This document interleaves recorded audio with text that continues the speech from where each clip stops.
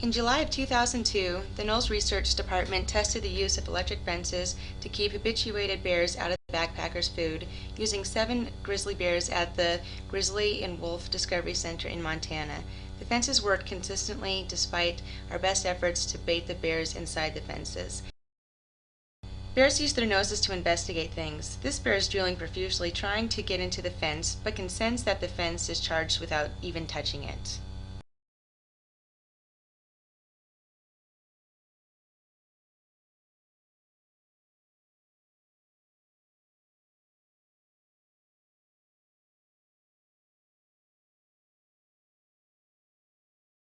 This bird carefully checks each of the 3 strands, but never touches the fence.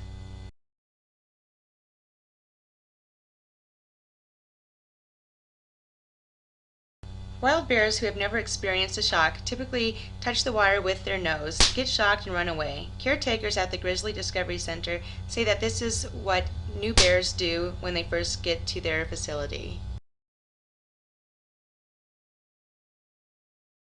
These captive bears live inside the electric fence, so they know all the tricks to use when fences are misused. They put their noses within an inch of the fence to sense if it's charged, but when the food is in the center, they merely move on.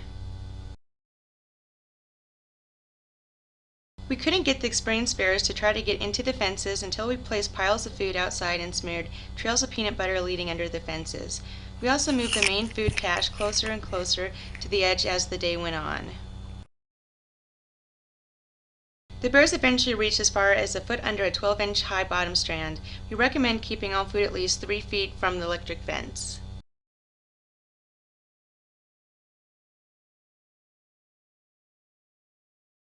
The only time a bear got a food bag in 14 hours of testing was when a food bag was 6 inches outside the fence. The bear pulled the bag out very carefully and avoided touching the bag to the hot wire.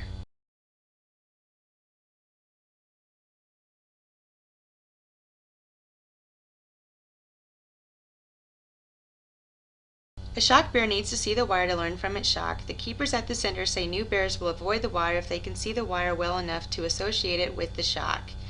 This means higher visibility fences may deter bears more than earth tone fences. The goal of these fences is not just to keep bears out of our food, it is to give them a negative association with human food odors. There's no charger on the tape fence on the right. This fence-savvy bear used his nose to carefully feel within an inch of the fence early in the day, but later in the day when the fence charger was removed, the bear still respected the fence when it followed a bait trail to the fence. Fence-smart bears may try to reach under fences, but they can only reach about a foot under a 12-inch bottom hot wire before they get shocked and run away.